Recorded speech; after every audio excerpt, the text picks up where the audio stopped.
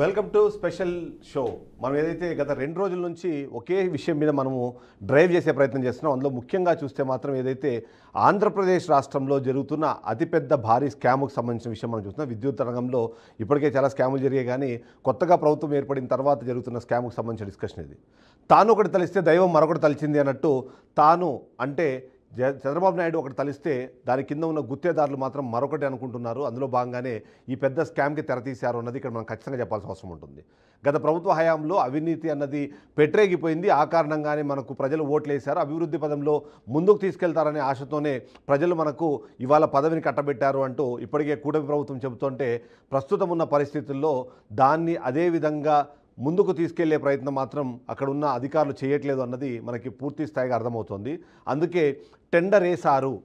ఆ సార్ ఇప్పటికే టెండర్ వేసేశారు. డబ్బులు ఎంత సంపాదించాలి, ఎలా సంపాదించాలి, సంపాదించే క్రమంలో ఎవరెవరిని ఇందులో భాగస్వాములు చేయాలి అన్నది ఆ సారు ఆల్రెడీ డిసైడ్ చేసేశారు. కాబట్టే ఆయన అనుకున్నట్టుగానే మొత్తం టెండర్ ప్రక్రియ మొత్తం కొనసాగుతోంది. ఆ టెండర్ ప్రక్రియలో భాగంగానే ప్రతి ఒక్క అడుగు తను అనుకున్నట్టుగా, తను చెప్పినట్టుగా, తను ఆల్రెడీ నిర్దేశించినట్టుగా ముందుకు సాగుతోంది. ఆ సార్ అనుకున్నట్టుగానే ప్రతి ఒక్కటి జరిగిపోతుంది. ఆ సార్ ఎవరో అన్న విషయం నేను ఇవాళ ఖచ్చితంగా రివీల్ చేస్తాను. ఆ రివీల్ చేసే క్రమంలో ఆ సారుతో పాటు ప్రతి ఒక్కదానికి ఓకే సార్ అంటున్న మిగిలిన వ్యక్తుల వివరాలు కూడా నేను ఖచ్చితంగా ఇస్తాను. 343 కోట్ల రూపాయల స్కామ్కి తెరదించడంలో దాదాపుగా 200 కోట్ల రూపాయలు గుత్తేదారుల జేబుల్లోకి, ఆ తర్వాత ఇదే 343 కోట్ల రూపాయల కష్టాన్ని, ఆ భారాన్ని ప్రజలపైకి తోసేందుకు అవసరమైన అన్ని చర్యలు ఇప్పటికే తీసేసుకున్నారు. అన్ని రకాల ప్లానింగ్లు తీసేశారు. ఆ సార్ ఇప్పుడే టెండర్ వేసేశారు. ఆ టెండరు 343 కోట్ల రూపాయలకు సంబంధించిన టెండరు. ఆ సారు 200 కోట్లు గుత్తేదారుల జేబుల్లోకి వేసేందుకు టెండర్ వేశారు. అందుకనే ఇది ఇలా కొనసాగుతోంది. ఈ సందర్భంలో చాలామందికి కొన్ని రకాల ప్రశ్నలు ఉన్నాయి. అసలు ఇది ఎందుకు స్కామ్ అంటున్నారని మనం ఒక 5 ప్రశ్నలకు సమాధానం చెప్పే ప్రయత్నం చేద్దాము. అందులో మొదటి ప్రశ్న మనం ఒకసారి చూద్దాం.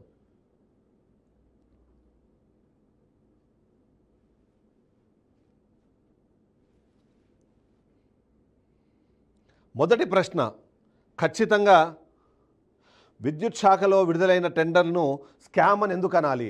విద్యుత్ శాఖలో విడుదలైన దీన్ని స్కామ్ అని ఎందుకు అనాలి అన్నది మొదటి ప్రశ్న. చాలామందికి ప్రశ్న వస్తుంది. ఎందుకంటే ప్రతిసారి ప్రభుత్వం వచ్చినప్పుడు కానివ్వండి, ప్రభుత్వంలో కార్యకలాపాల్లో భాగంగా కొత్తగా అభివృద్ధి కార్యక్రమాలు చేయాలంటే ఖచ్చితంగా టెండర్లను పిలిచి టెండర్ల ద్వారానే ఒక వర్క్ని అసైన్ చేసి ఆ వర్క్ని కంప్లీట్ చేసే బాధ్యత యూజువల్గా ప్రభుత్వం అధికారులకు ఇస్తుంది. అదే పని అధికారులు చేస్తారు. మరి దీన్ని స్కామ్ అని ఎందుకు అనాలి? దానికి సంబంధించి నేను ఎక్స్ప్లెనేషన్ ఇచ్చే ప్రయత్నం చేస్తాను. విద్యుత్ శాఖలో ఈ విడుదలైన ఈ టెండర్ను స్కామ్ అని ఎందుకు అనాలి అంటే, మొదటిది, దీనికి సంబంధించి రేట్లు అనుకున్న దానికన్నా ఇప్పుడు వాస్తవికంగా ఉన్నవాడికన్నా చాలా ఎక్కువగా ఇవ్వడం అన్నది మొదటి కారణం. రెండోది, వాళ్ళు అనుగుణంగా ఎవరైతే మన గుత్తేదారులు ఉన్నారో ఆ గుత్తేదారులు మాత్రమే ఎలిజిబుల్ అయ్యేలాగా, వాళ్ళు మాత్రమే సెలెక్ట్ అయ్యేలాగా ఏదైతే టెండర్ డాక్యుమెంట్లో క్వాలిఫికేషన్స్ కానివ్వండి, ఎలిజిబిలిటీ క్రైటీరియాస్ కానివ్వండి, వాళ్ళకు అనుగుణంగా మార్చడం అన్నదే రెండో పాయింట్. మూడో పాయింట్, వాళ్ళకి ఎన్ని డబ్బులు కావాలో ఆ డబ్బులకు వచ్చే విధంగా ఆ ఆర్ఎఫ్పిలో ఏదైతే ఉన్నాయో దానికి అనుగుణంగానే మొత్తం స్పెసిఫికేషన్స్ కానివ్వండి, రిక్వైర్మెంట్స్ కానీ ఇవ్వడం అన్నది మూడో కారణం. అసలు నిజంగానే అవసరం ఉన్నా లేకపోయినా కేవలం గుత్తేదారులకు డబ్బులు కట్టబెట్టడం కోసం మాత్రమే ఒక నిర్ణయం తీసుకొని ఆ నిర్ణయం ఆధారంగానే అనుగుణంగానే ముందుకు వెళ్తున్నారన్నారు. కాబట్టే దీన్ని మనం స్కామ్ అనాలి. స్కామ్ అని ఎందుకు అనాలి అంటే, ముందుగానే మొత్తం అంతా ప్రీడిఫైన్డ్, ముందుగానే ప్రతి ఒక్కటి డిసైడ్ చేసి ప్రీడిఫైన్డ్ చేసి మరి వీటిని డిసైడ్ చేసి ఏదైతే ముందు తీసుకెళ్తున్నారో ఆ కారణంగానే దీన్ని స్కామ్ అనాలి. స్కామ్ అని ఎందుకు అనాలి అంటే, ఇందులో వాస్తవిత కన్నా అవసరానికన్నా అవినీతికి ఆస్కారం ఎక్కువ ఉండేలాగా ఉంది. కాబట్టే దీన్ని మనము స్కామ్ అనాలి. నిజంగానే స్కామ్ అనే క్రమంలో మొదటగా వచ్చే ప్రశ్న, వివిధ రాష్ట్రాల్లో ఇప్పటికే ఇలాంటి వర్క్ జరిగినప్పుడు అక్కడ నిర్ణయించిన ధరలేంటి, ఈ టెండర్లో నిర్ణయించిన ధరలేంటి? ఈ విషయం పైన ఖచ్చితంగా డిస్కస్ చేయాల్సిన అవసరం ఉంటుంది. ఎందుకంటే ఇక్కడ టెండర్లలో స్కామ్ అన్నది బయటపడేదే వాస్తవికతకు, అక్కడ ఉన్న టెండర్లో ఉన్న రేట్లకు డిఫరెన్స్ని బట్టే మనము దీన్ని చెప్తాం. ఇప్పటికే తెలంగాణ కానివ్వండి, తమిళనాడు, కర్ణాటక రాష్ట్రాల్లో ఇదే తరహా వర్క్ జరిగింది. అక్కడ ఉన్న డిస్ట్రిబ్యూషన్ కంపెనీకి సంబంధించిన ఆధ్వర్యంలో తెలంగాణలో కానివ్వండి, తమిళనాడులో కానివ్వండి, అలాగే కర్ణాటకలో కానివ్వండి, అక్కడ నిర్ణయించిన ధరల ప్రకారము దాదాపుగా 2,20,000 నుంచి 2,60,000 మధ్యలో మాత్రమే దీనికి సంబంధించి ధరలు నిర్ణయించే ప్రయత్నం చేశారు. అంటే 2.5 లక్షలు లోపే దీనికి సంబంధించిన ధర నిర్ణయం అయితే ఆంధ్రప్రదేశ్ రాష్ట్రంలో మాత్రం దానికి డబల్ 5,20,000 నుంచి 5,93,000 రూపాయలు ఇక్కడ ధర నిర్ణయించారు. అంటే మనం చూస్తే వేరే రాష్ట్రాల్లో ఉన్న ఖర్చు కన్నా ఇక్కడ దాదాపుగా డబల్ అయ్యే అవకాశం ఉంది. 210%, 210% ఇందులో ఎక్స్ట్రాగా కోట్ చేసిన పరిస్థితి కనిపిస్తుంది. కాబట్టి వేరే రాష్ట్రాల్లోని ధరతో కంపేర్ చేసుకున్నప్పుడు ఇక్కడ ధర దాదాపుగా 210% ఎక్కువ ఉన్నది. ఆ ఎక్కువ నిర్ణయించడానికి కారణము చాలా క్లియర్గా మనకు అర్థమవుతోంది.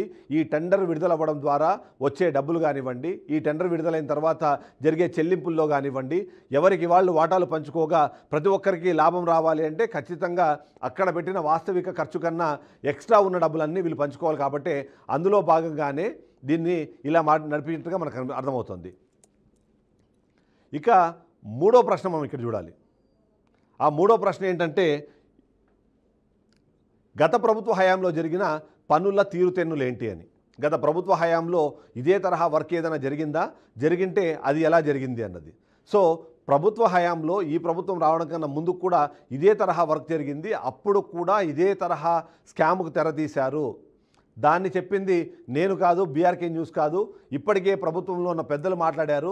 డైరెక్ట్గా ప్రభుత్వానికి సంబంధించిన అధినేతలు మాట్లాడిన సందర్భంలో గత ప్రభుత్వ హయాంలో విద్యుత్ శాఖలో వేలాది కోట్ల రూపాయలకు సంబంధించిన స్కామ్ జరిగింది అన్నది ప్రతి ఒక్కరికి తెలిసిన విషయమే. దానికి సంబంధించి ఆ భారమే ఇవాళ ట్రూ అప్ ఛార్జీల పేరుతో ఆంధ్రప్రదేశ్ ప్రజలు భరిస్తున్నారన్న విషయం ప్రతి ఒక్కరికి తెలుసు.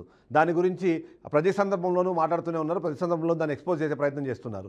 కాబట్టి గత ప్రభుత్వ హయాంలో జరిగిన ఆ పనులు ఇప్పుడు అదే తరహా, అదే స్థాయిలో, అదే వ్యక్తుల ద్వారా కొనసాగుతోంది అంటేనే మీరు అర్థం చేసుకోవచ్చు చాలా క్లియర్గా స్కామ్ అన్నది జరుగుతోంది. గత ప్రభుత్వ హయాంలో ఏదైతే జరిగిందో దాని కొనసాగింపుగా అదే వ్యక్తులు ఇక్కడ మరొకసారి నడిపిస్తున్నారన్నదైతే మనకు అర్థమవుతోంది. గత ప్రభుత్వ హయాంలో జరిగిన స్కామ్ అనేదైతే ఈ ప్రభుత్వంలో మనం మాట్లాడుతున్నామో అదే తరహా స్కామ్ ఇక్కడ జరిగింది. అంతేకాకుండా మరొక బ్రేకింగ్ న్యూస్ కూడా నేను ఇస్తున్నాను. బీఆర్కే న్యూస్ గత ప్రభుత్వ హయాంలో జరిగిన దాదాపు 38,400 కోట్లకు సంబంధించిన స్కామ్ వివరాలు త్వరలోనే బయటపెట్టబోతున్నాము. దీని కంటిన్యూషన్లో అది కూడా కొనసాగుతుంది. ఇక అసలు దీని స్కామ్ అనే నేపథ్యంలో దీని వెనకాల ఉన్న వ్యక్తులు ఎవరు? ముఖ్యంగా ప్రతి ఒక్కరికి వచ్చే ప్రశ్న, అసలు ఇంత పెద్ద స్కామ్ జరిగింది అంటున్నారు, ఇంత పెద్ద స్కామ్ జరగడానికి ఇప్పటికే గ్రౌండ్ ప్రిపేర్ అని చెప్తున్న నేపథ్యంలో దీని వెనకాల ఉన్న వ్యక్తులు ఎవరు? నేను గతంలోనే ఆల్రెడీ రివీల్ చేశాను. 3 వ్యక్తులు. ఆ 3 ఈ మొత్తం స్కామ్కు సంబంధించి ఈ టెండర్ను మొత్తాన్ని వాళ్లే కంట్రోల్ చేస్తున్నారు, వాళ్లే డిసైడ్ చేస్తున్నారు. ఆ 3 పేర్లు నేను లాస్ట్ టైం కూడా చెప్పాను. 1 రమేష్ రెడ్డి, 2 రామ్ ప్రసాద్, 3 కృష్ణప్రసాద్. ఈ 3 వ్యక్తుల కనుసన్నల్లోనే వారి చెప్పే విధానాన్ని బట్టే ఈ మొత్తం స్కామ్కు సంబంధించి ఈ టెండర్ విధానం మొత్తం ముందుకెళ్తోంది. ఈ టెండర్ ప్రక్రియ మొత్తం వాళ్ళు చెప్పినట్టుగానే నడుస్తోంది. ఆ 3 వ్యక్తులు కలిపి 3 కంపెనీలను డిసైడ్ చేశారు. ఆ 3 కంపెనీలు మాత్రమే బిడ్డుని వేశాయి. ఆ 3 కంపెనీల్లో ఒక కంపెనీనే ఇప్పుడు సక్సెస్ అవుతుంది. ఫైనల్గా బిడ్ ఓపెన్ చేసిన తర్వాత L1గా నేను గతంలోనే చెప్పినట్టు శ్రీ లక్ష్మీ నరసింహ కన్స్ట్రక్షన్స్ అనే కంపెనీ L1గా నిలిచే అవకాశం ఉంది. దానికి సంబంధించి ఇప్పటికే గ్రౌండ్ వర్క్ మొత్తం పూర్తి అయిపోయింది. క్రియేటివ్ టెక్నాలజీస్ అనే మరో కంపెనీ కూడా ఇందులో భాగస్వామిగా ఉంది. వాళ్ళు కూడా ఒక టెండర్ని ఇప్పటికే సబ్మిట్ చేశారు. మరో కంపెనీ కూడా ఇందులో పాల్గొనుంది. బట్ ఆ కంపెనీకి సంబంధించి ఎలిజిబిలిటీ వస్తుందా లేదా అన్నది మనం ఓపెన్ చేసిన తర్వాత మనకు అర్థమవుతుంది. సో దీని వెనకాల ఉన్న వ్యక్తులు ఎవరు? ఈ విధంగా చూస్తే ఈ వ్యక్తుల్ని నడిపించే శక్తులు కూడా ఉన్నాయి. ఈ వ్యక్తుల వెనకాల ఉన్న శక్తులు ఎవరు అన్న విషయం కూడా మనం డిస్కస్ చేయాల్సిన అవసరం ఉంది. ఎందుకంటే ఆ వ్యక్తులు మాత్రమే దీన్ని ఫైనలైజ్ చేయట్లేదు. ఈ వ్యక్తుల వెనకాల మరికొన్ని శక్తులు ఉన్నాయి. ఆ శక్తులకు సంబంధించిన ఇన్ఫర్మేషన్ నేను రాబోయే బులెటిన్స్లో ఇవ్వబోతున్నాను. ఎందుకంటే ఈరోజు ఉదయం 10 గంటల నుంచి ప్రారంభమయ్యే ఈ షో ఏదైతే ఉందో డే లాంగ్ నడుస్తుంది. ప్రతి బులెటిన్లో దీనికి సంబంధించిన ఒక్కొక్క కొత్త విషయాన్ని నేను రివీల్ చేసుకుంటూ వెళ్తాను. నేను చెబుతున్న ఈ 3 వ్యక్తుల వెనకాల ఉన్న శక్తులు కూడా మరో 3. వాళ్ళపైన మరొక కింగ్ పిన్ ఉన్నారు. ఆ కింగ్ పిన్ సంబంధించిన వివరాలు నేను ఇస్తాను. ఈ వ్యక్తుల వెనకాల ఉన్న శక్తులు చాలా క్లియర్గా చెప్తున్నాను. విద్యుత్ శాఖలో గత ప్రభుత్వ హయాంలో ఎవరైతే అక్కడి కడప జిల్లాకు సంబంధించి కానివ్వండి, లేకపోతే చిత్తూరు జిల్లాకు సంబంధించిన నాయకులతో కలిసి ఎవరైతే గత హయాంలో ఎవరైతే వర్క్ నడిపించారో అదే వ్యక్తులు ఇప్పుడు శక్తులుగా మారి ఆ వ్యక్తుల ద్వారా ఈ పని చేస్తున్నారు. ఆ 3 శక్తుల పేర్లు కూడా నేను త్వరలోనే బయటపెట్టబోతున్నాను. వాళ్ళందరూ గత ప్రభుత్వ హయాంలో ఇదే వర్కులు వాళ్ళ హయాంలోనే చేయించారు, వాళ్ళ ఆధ్వర్యంలోనే జరిగాయి. మరొకసారి ప్రభుత్వం మారిన తర్వాత CM Chandrababu Naidu, deputy CM Pawan Kalyan, అలాగే లోకేష్ బాబు కానివ్వండి, ఇప్పుడున్న మంత్రులు కానివ్వండి, వీళ్ళందరూ కూడా అవినీతికి ఆస్కారం లేకుండా ముందుకు వెళ్ళాలని ఒక దృఢ సంకల్పంతో ముందుకు వెళ్తుంటే ఈ శక్తులు ఎవరైతే ఉన్నారో ఆ శక్తులు అధికారులతో కలిసి, ఎందుకంటే ఈ శక్తులన్నీ అధికారులే, వీళ్ళందరూ కలిసి ఇప్పటికే ఉన్న వ్యక్తులతో కలిసి, ఆ వ్యక్తులు ఈ శక్తులు కలిసి ఈ మొత్తం స్కామ్కి తెరదీశారు. ఈ టెండర్ ప్రక్రియని వాళ్ళు అనుకున్నట్టుగా చేసుకుంటూ వెళ్తున్న పరిస్థితి మనకు కనిపిస్తోంది. అంటే ఓవరాల్గా చూస్తే మాత్రము ఈ ఒక్క చిన్న దాని విషయం ఇక్కడ మనం చెప్పుకోవాల్సింది. ఎందుకంటే ఒక వర్క్ రిక్వైర్మెంట్ ఉంది, ఆ వర్క్లో ఎంత డబ్బులు సంపాదించాలని ముందుగానే డిసైడ్ చేశారు. ఆ డబ్బులు డిసైడ్ చేసిన సందర్భంలో ఎవరికి ఎంత వాటా ఉండాలి, ఆ వాటా తీసుకునే క్రమంలో ఇబ్బంది కలగకుండా ఉండాలంటే ఏం చేయాలనే విషయంపైన పూర్తి స్థాయిలో డిస్కషన్ జరిగింది. దానికి సంబంధించి ఫైనల్ చేశారు. సో ఓవరాల్గా చూస్తే ఆ సార్ ఎవరు, నేను చెబుతున్న ఆ కింగ్ పిన్ ఎవరు, ఆ కింగ్ పిన్ని నడిపిస్తున్న శక్తులు ఎవరు, ఆ శక్తుల మాటలు విని నడుస్తున్న వ్యక్తులు ఎవరు, ఆ ముగ్గురు వ్యక్తుల పేర్లు నేను ఆల్రెడీ ఇప్పటికే చెప్పేశాను. దాని వెనకాల ఉన్న శక్తులు ముగ్గురు కూడా విద్యుత్ శాఖలో చాలా కీలకమైన పదవుల్లో ఉన్నారు. ఆ విద్యుత్ శాఖను నడిపించే వ్యక్తులకు వీళ్ళు శక్తులుగా మారి వెనకాల నుంచి వాళ్ళకి శక్తిని ఇస్తున్నారు. ఆ కింగ్ పిన్ విషయాలు కూడా ఇవాళ నేను ఖచ్చితంగా రివీల్ చేస్తాను. ఆ కింగ్ పిన్కి సంబంధించిన వివరాలు బయటపెట్టిన తర్వాత ప్రతి ఒక్కరూ ఆశ్చర్యానికి గురవుతారు. ఎందుకంటే ఆ కింగ్ పిన్ను అతనే ఈ మొత్తం నడిపిస్తున్నానది ఎవరు ఊహించి ఉండరు. ఎవరి ఊహకు అందని ఒక వ్యక్తి దీని వెనకాల ఉన్న నడిపిస్తున్నానన్నది నేను చెప్పగలుగుతాను. ఓవరాల్గా చూస్తే ఇప్పటికీ నేను ఈ సమాచారం ఇచ్చాను. 11 o'clockలో మళ్ళీ నేను మీ ముందుకు వస్తాను. 11 o'clock వచ్చినప్పుడు ఏం జరుగుతోంది, విద్యుత్ శాఖలో నేను చెప్పిన ఆ శక్తులు ఎవరు, ఆ వివరాలు కూడా నేను మీకు ఇచ్చే ప్రయత్నం చేస్తాను. ఓవరాల్గా చూస్తే మాత్రం 343 కోట్లు కొట్టేయడానికి ఆ సారు టెండర్ వేశారు.